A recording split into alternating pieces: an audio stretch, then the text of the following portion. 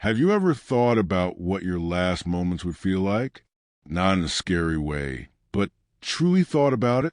The things you want to see, the people you want to hold, the words you want to hear. For most of us, it's a blurry, distant thought. But for one man in a cold, concrete cell, it was his present reality, his truth. The clock was ticking, and with every passing second, the end drew nearer.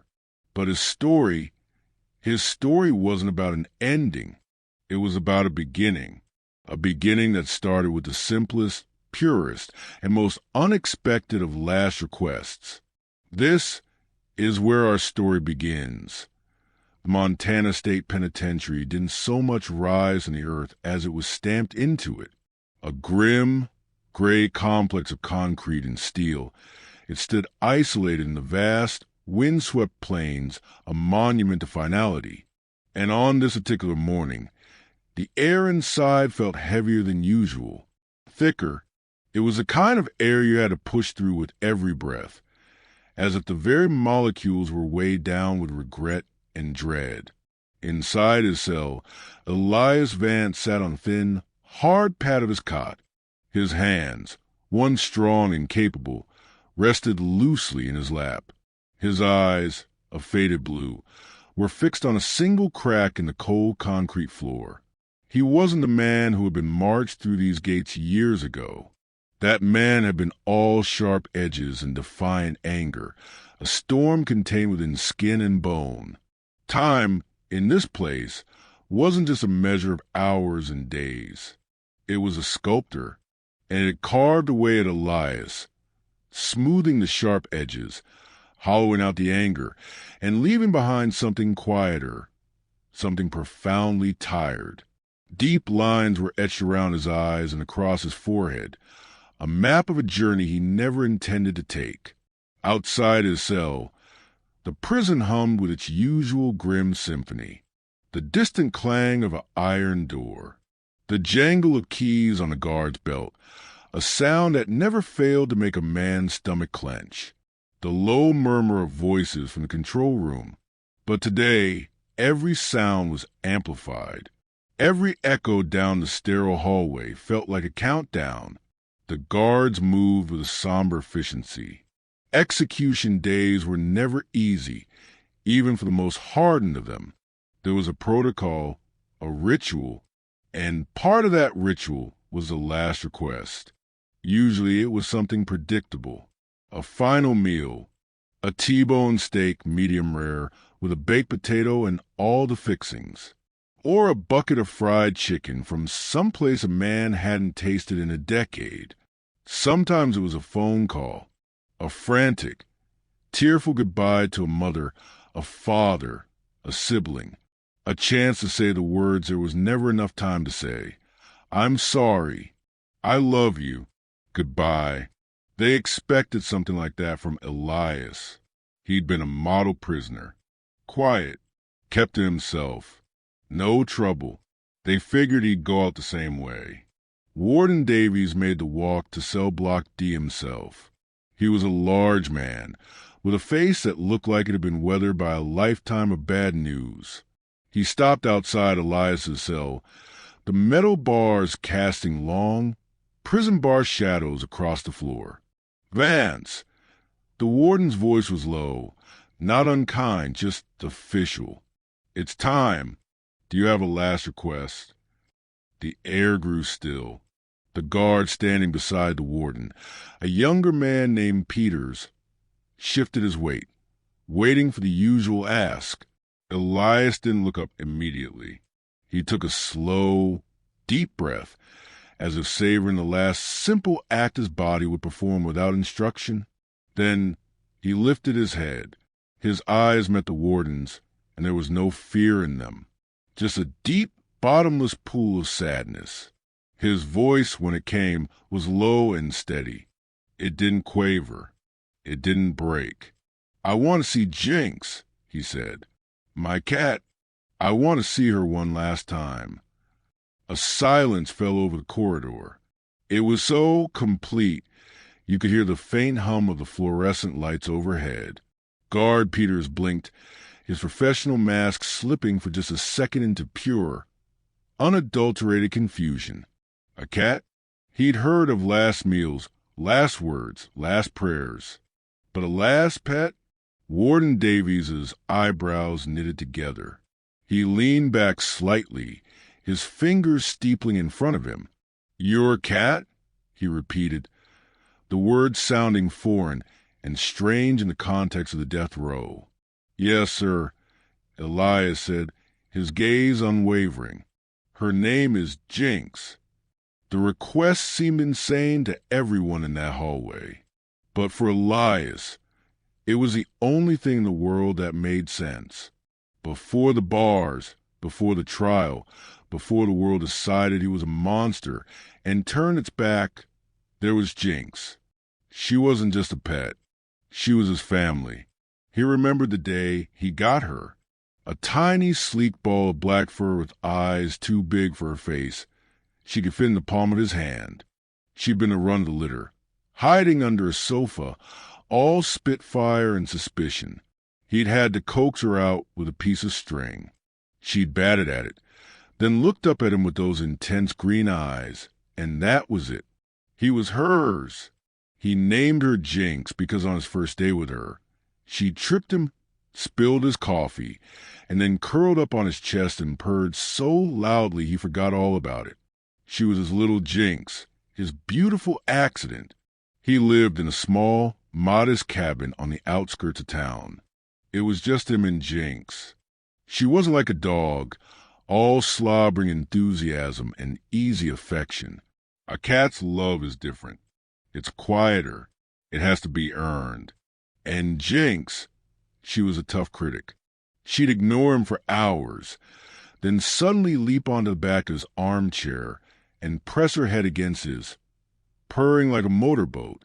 She'd bring him gifts, a fallen leaf, a lost button, once a very confused but unharmed grasshopper. She'd sleep curled in the crook of his knees every night, a warm, rumbling presence that kept the loneliness at bay. On the night his life ended, she was there. It was a blur of flashing blue and red lights, of loud, shouted orders, of being forced to his knees on the rough gravel of his own driveway. He remembered the cold by the handcuffs on his wrists, the overwhelming sense of shock and disbelief. But the sound that cut through it all, the sound that haunted his darkest nights in prison, was the frantic, terrified yowling from inside the house. An animal control officer had been called. He heard a struggle, a crash, and then a carrier door slamming shut. The last thing he heard as they pushed his head into the squad car was Jinx's desperate, scratching cries from inside that plastic box. It was the sound of his whole world being taken away. At the station, during the interrogation, all he could think about was her. Where did they take her? Was she scared? Was she okay? He asked about her, but they just shrugged. They had a murder to solve. A cat was the least of their concerns. The trial was a circus. The evidence was circumstantial, but it was damning. His public defender told him to take a plea. He refused. He was innocent, but innocence, he learned, isn't always a shield. Sometimes it's just a target. He was convicted, sentenced to die. And through it all, the arrest, the trial, the verdict, not a single person from his old life came forward. No friends stormed the courthouse in protest. No family members wrote letters of support. He was utterly, completely alone, except for her. In his mind, she was still there, his constant, his Jinx, back in the warden's office. The debate was raging. "Absolutely not," said a sharp-faced guard from security. "It's a massive security risk. We've never allowed an animal in here, let alone on a day like today. It's unprecedented." "It's a cat, for heaven's sake," countered another officer, an older, quieter man named Rivera. He had kind eyes that had seen too much. "What's it going to do? Scratch us to death." The man has had no one, no visitors, no letters, nothing, for years. This is all he's asking for.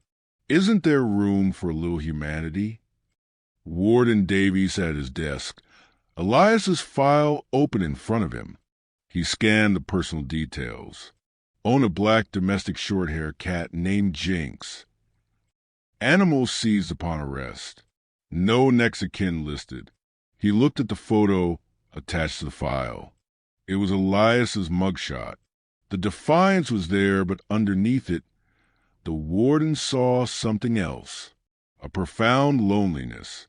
He thought about his own dog, a goofy golden retriever who'd greet him like a hero every time he walked through the door, no matter how bad his day had been.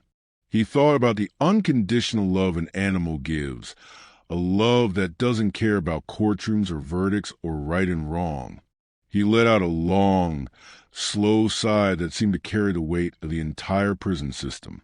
"All right," he said, his voice firm, ending the discussion.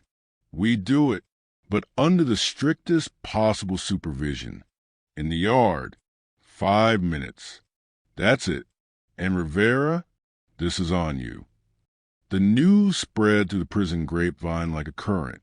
Vance is getting his cat. Whispers of disbelief, shakes of the head, but also curiosity. In this place of hardened men and hardened hearts, the idea of a man choosing to spend his last moments with an animal struck a chord. It spoke of a bond that transcended these walls. For Elias, the wait was an agony worse than any that had come before. Hope was a dangerous thing in here. He'd learned to kill it, to suppress it. But now he'd let it loose. What if they couldn't find her? What if she'd been adopted by someone else? What if she was gone? The thought was a physical pain in his chest. He was led out into the main yard. It was a vast, empty space surrounded by impossibly high walls topped with razor wire. The sky above was a pale, washed-out gray. A single metal chair sat in the center of the concrete expanse.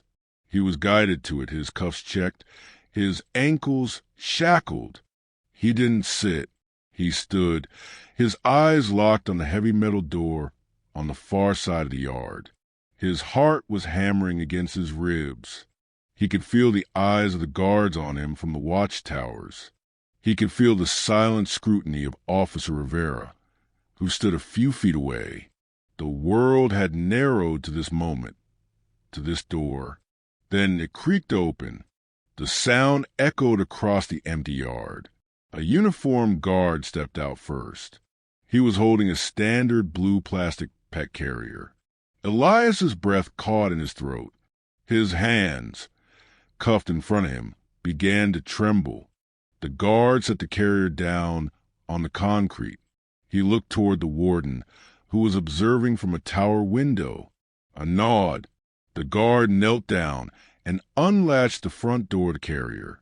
For a long second, nothing happened. Then a small, sleek black head emerged. Two bright, intelligent green eyes took in the harsh, gray world.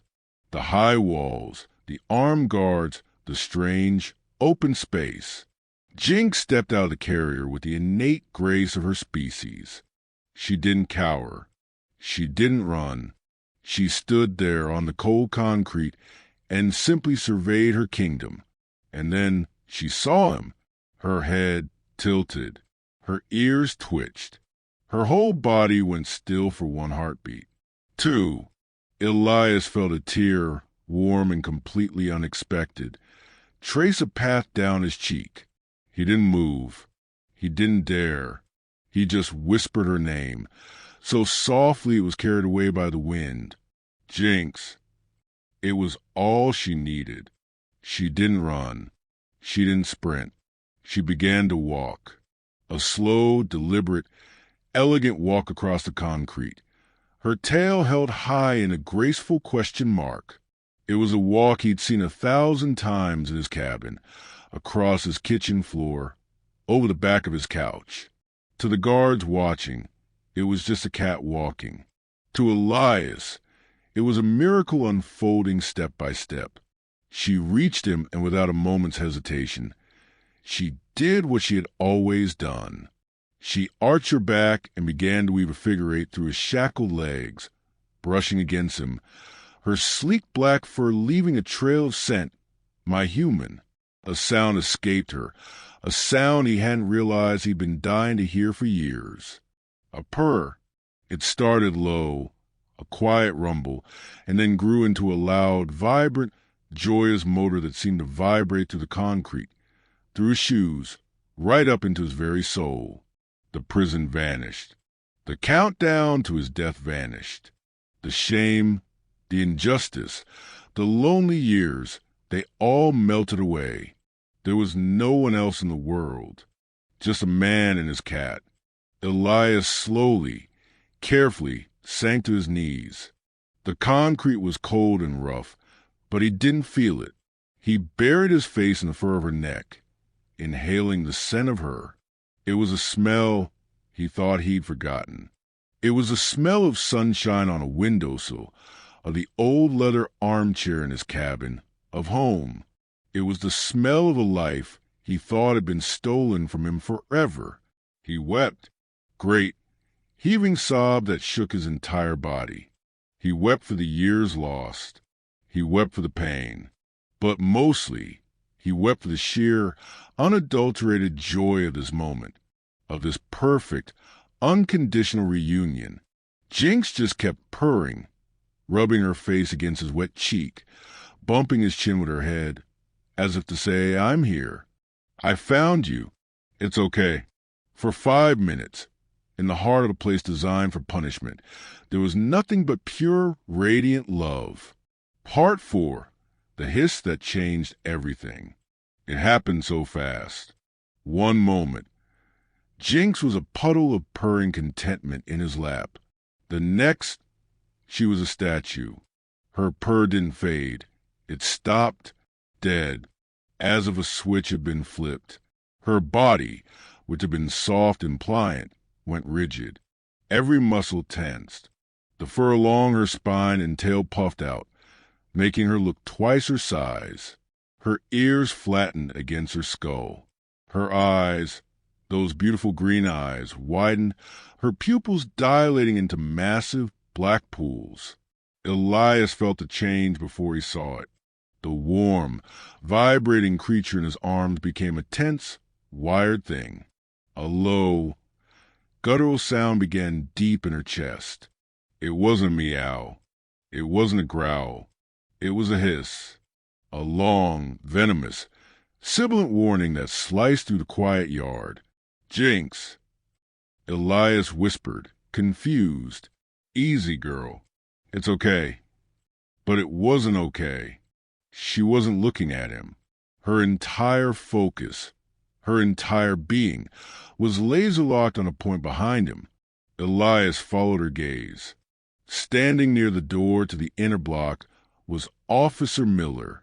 He was a tall, lean man with a permanently pinched expression. He stood with his arms crossed, watching the scene with what looked like bored indifference. Jinx's hiss intensified. It was a sound of pure, unadulterated hatred. She bared her teeth, tiny white needles, and the hiss rose in volume, a terrifying, spitting rage directed solely at Miller. The mood in the yard shifted instantly. The poignant, emotional atmosphere shattered, replaced by tension and confusion. Guard Peters took a step forward. "Control your animal, Vance," he muttered, his hand moving instinctively toward his belt. She's never done this," Elias said, his voice thick with confusion. He placed a gentle hand on Jinx's back, but she was taut as a bowstring beneath his fingers. She didn't even seem to feel his touch. Her world had narrowed to one man. Officer Miller shifted uncomfortably under the feline scrutiny. He uncrossed his arms and took a small step back, a flicker of something, annoyance, nervousness, crossing his face. "Weird," a voice said softly. It was Officer Rivera. He had moved closer, his eyes not on Jinx, but on Miller. Cats don't usually do that without a reason.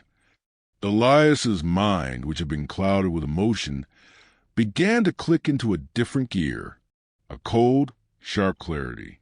He knew this animal. He knew her soul. Jinx was aloof. She was skeptical of strangers. But she was not aggressive.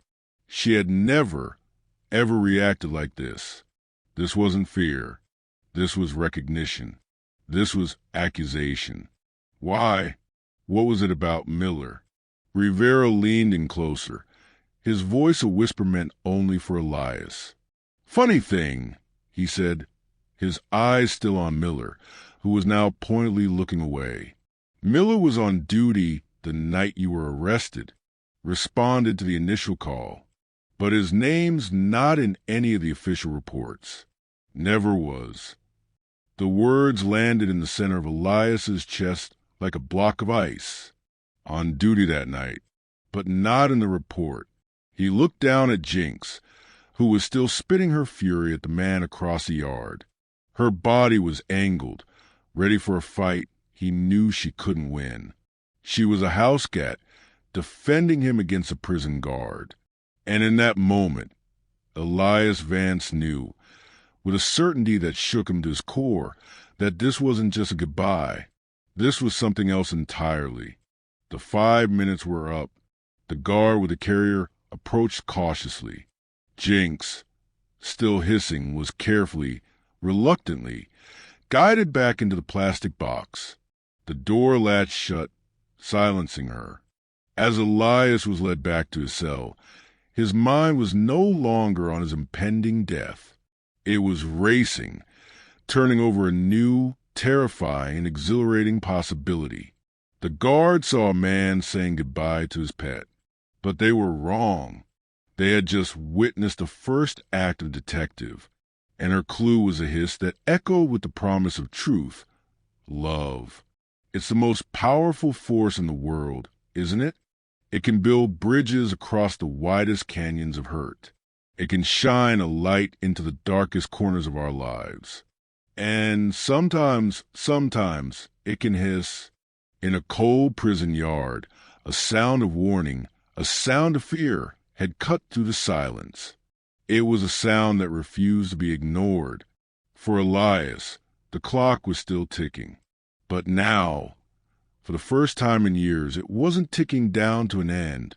It was ticking toward an answer. The journey wasn't over. In fact, the most important part was just beginning. The walk back to his cell was a journey through a different world. Before the yard, the gray walls had felt like a tomb closing in around him. Now, they felt like a puzzle he desperately needed to solve. The air no longer felt heavy with finality. It was charged with a new, electric energy, suspicion. Elias could still feel the ghost of Jinx's purr against his cheek. He could also still feel the terrifying rigidity of her body, the vibration of that furious echoing in his bones. The two sensations were at war inside him, the profound peace of their reunion and the chilling disruption that ended it.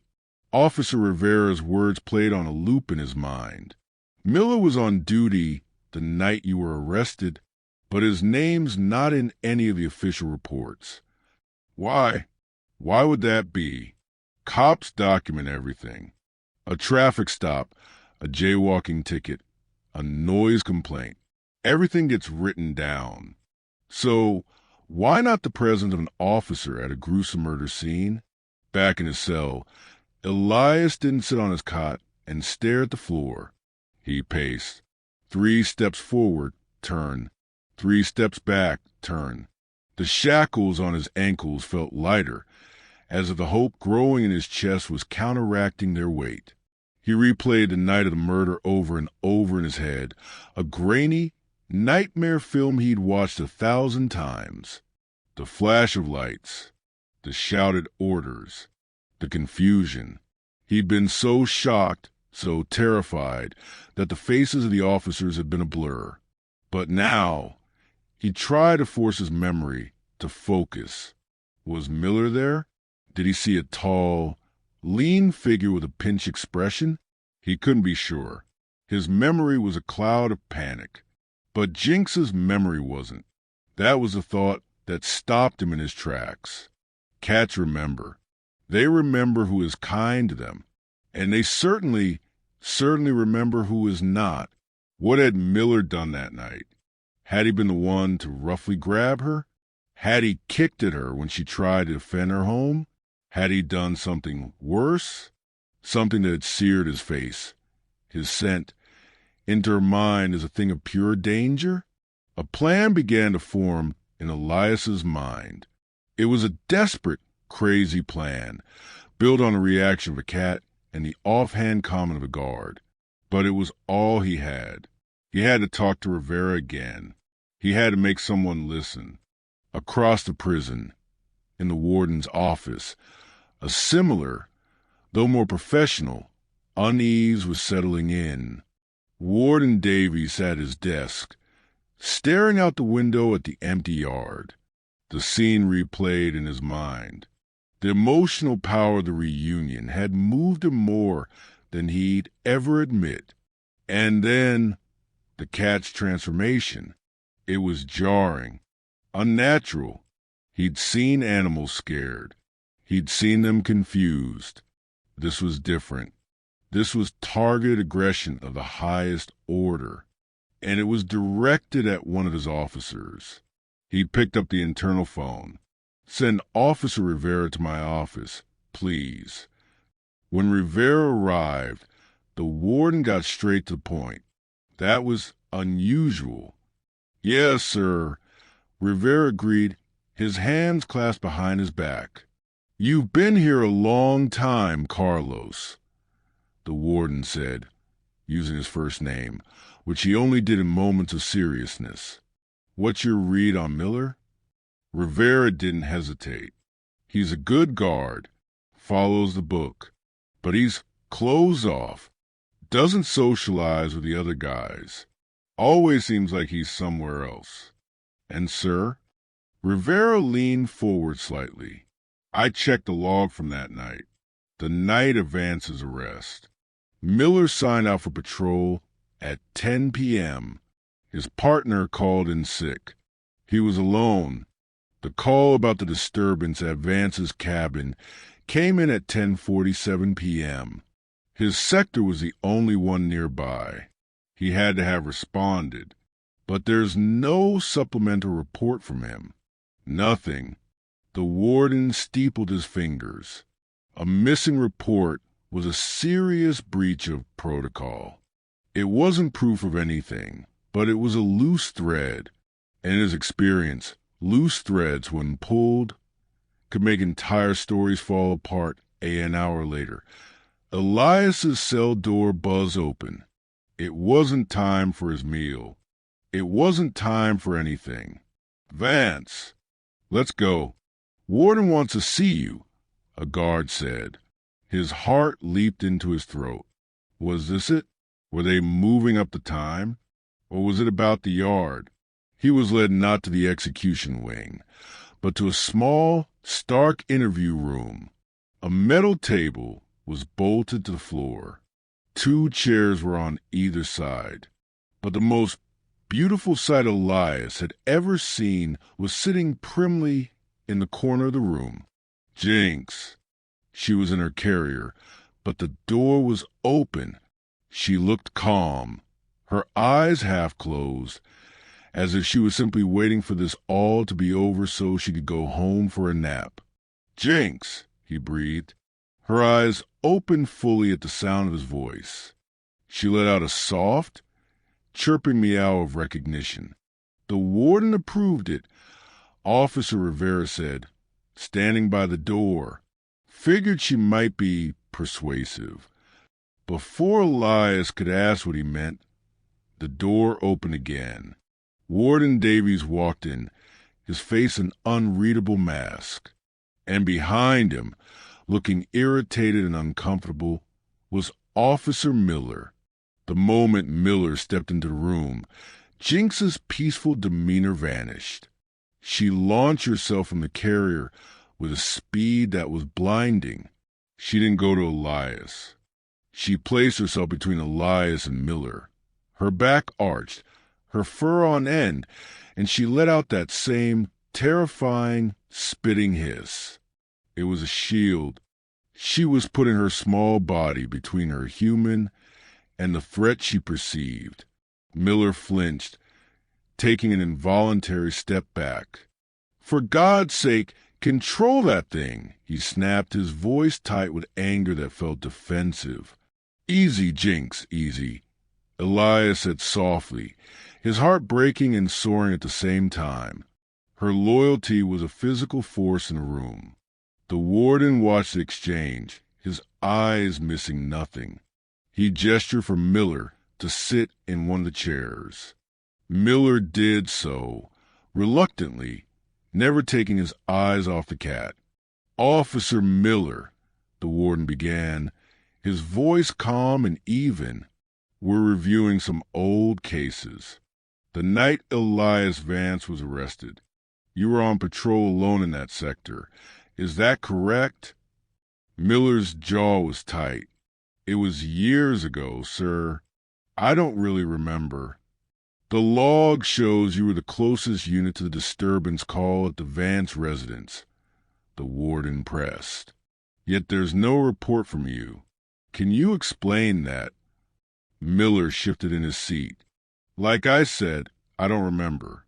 Maybe I was on a break. Maybe I was dealing with another call. Paperwork gets missed sometimes." It was a weak excuse, and everyone in the room knew it. From her spot on the floor, Jinx growled a low, continuous rumble that was even more menacing than the hiss. Rivera, who had been silent by the door, spoke up. "See, that's the thing, Miller. I did some digging. Made a few calls to the old evidence locker. A witness came forward. A neighbor who was out that night, couldn't sleep. They saw a patrol car parked a block away from Vance's cabin before the call came in. They saw an officer matching your description, walking away from property. They thought it was just a routine check." The color drained from Miller's face. "That's a lie," he said, but his voice had lost its edge. It was shaky. "Is it?" Rivera said, "Why would a cat who hasn't seen you in years react to you like that?" He pointed at Jinx, who was still growling, her eyes fixed on Miller with unnerving intensity. The warden leaned forward, his voice dropping to a dangerous quiet. "Jenkins, what weren't you reporting? What happened that night?" The room was silent, except for Jinx's persistent growl. The pressure was building, and Miller was cracking under it. The calm, bored mask he always wore had completely slipped away, revealing the nervous, guilty man beneath. I don't have to listen to this," he stammered, pushing his chair back. "This is insane. You're listening to a cat." But it was too late. The warden had seen enough. The missing report, the credible witness, the reaction of the animal. It was all circumstantial, but it was a mountain of circumstance. "Sit down, officer," the warden said, his voice leaving no room for argument. He turned to Rivera. "Get the state police on the phone. Tell them we have a possible conflict of interest and potential evidence tampering in the Vance case." He then looked at Elias. The look on his face was one Elias had never seen before. It wasn't pity. It wasn't guilt. It was respect. "Vance," the warden said, "your execution is officially stayed pending a new investigation." The words should have hit him like a tidal wave. They should have knocked him off his feet. Instead, they settled over him like a warm, gentle blanket. He didn't cheer. He didn't cry. He simply sank into the chair beside him, his legs unable to hold him any longer. He looked down at Jinx. She, sensing the shift in the tension, had finally stopped growling. She looked up at him, blinked her beautiful green eyes slowly, and let out a soft MRRP as if to ask, "Did we do good?" Elias reached down, and for the first time without chains, without guards pulling him away, he scratched behind her ears. "We did good, girl," he whispered, his voice thick with emotion. "We did good." The following days and weeks were a whirlwind. The state police took over the investigation with a fresh, skeptical eye. The first thing they did was pull the original evidence from the Vance case. The murder weapon had been a heavy metal flashlight found near the victim, wiped clean of prints except for one partial on the handle that was consistent with Elias's. It had always been the weakest part of the prosecution's case. With new technology not available at the time of the trial, they re-examined it. And this time, they didn't just look for a match to Elias. They ran it through the entire database. It matched Miller.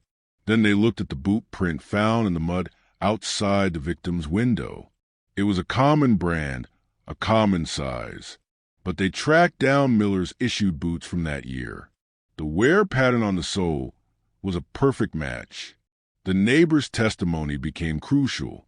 They gave a detailed description of the officer they saw, and it was undeniably Miller. The pieces fell into place with a speed that was dizzying. Miller had been involved in some shady dealings on his patrol. The victim, a local shopkeeper, had found out and threatened to expose him. Miller had panicked. He'd gone to silence him, and the altercation had turned deadly. He'd heard Elias's truck coming down the road. Elias was coming to return a tool he borrowed. In a split-second decision, Miller saw his way out. He planted the flashlight, hid, and called in the disturbance, framing the first person who happened upon the scene. He'd never counted on a witness, and he'd certainly never, ever counted on a cat's long memory. The case against Elias Vance collapsed completely. The evidence against Officer Miller, now former Officer Miller, was overwhelming. One bright, crisp Montana morning, 6 weeks after Jinx had hissed her way into history, Elias Vance was led into the warden's office one final time. Warden Davies stood up from his desk. He wasn't holding a file. He was holding a small paper bag. "Vance," he said, and a small, rare smile touched his lips. "The state has dropped all charges against you. You're a free man." He handed the bag to Elias. Inside were the clothes he'd been wearing the day he was arrested. The jeans were stiff, the flannel shirt smelled of mothballs, but they were his. They were from his life. He changed right there in the office. Shedding the coarse orange prison jumpsuit felt like shedding a second skin, a skin of shame and pain he'd been trapped in for years. The jeans were loose. He'd lost weight, but they felt like heaven. The final processing was a blur of signatures and returned worthless belongings. And then he was standing in front of the main gate, the same gate he'd been brought through in chains. Officer Rivera was there to see him out. "Take care of yourself, Elias," he said, offering his hand. Elias shook it, his throat too tight to speak. Gratitude for this man, who had chosen to listen to his conscience, flooded him. The giant electronic lock buzzed, a sound that had always meant confinement. Today, it meant freedom. The heavy gate swung open slowly, revealing the world outside. The vast, open sky, the distant mountains, the road leading away. And there, sitting patiently on a bench just outside the gate, was a woman from the local animal shelter. And on a leash next to her was Jinx. She saw him immediately. She stood up on her hind legs, placed her front paws on the woman's knee, and let out a loud, impatient meow. Elias walked through the gate. He was outside. The sun, real sun, not filtered through reinforced windows, warmed his face.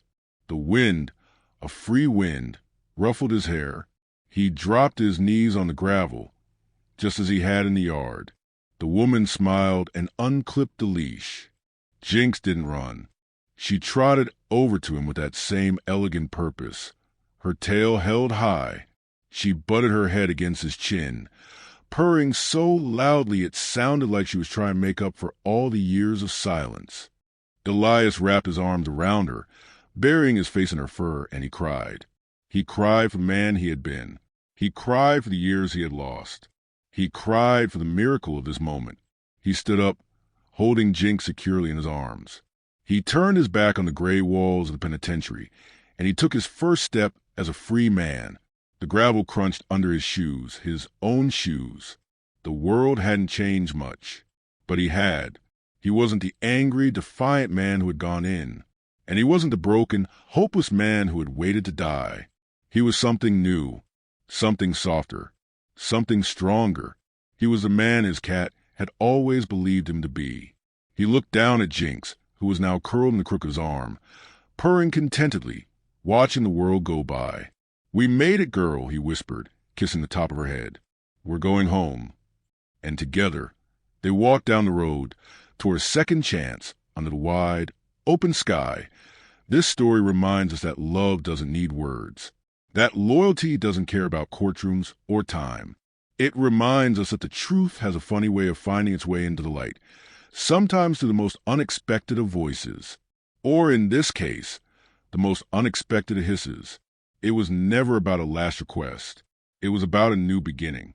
A beginning built on the pure, unbreakable bond between a man and his best friend. If this story moved you, if it reminded you of the power of love and loyalty, please share it with someone who needs to hear it.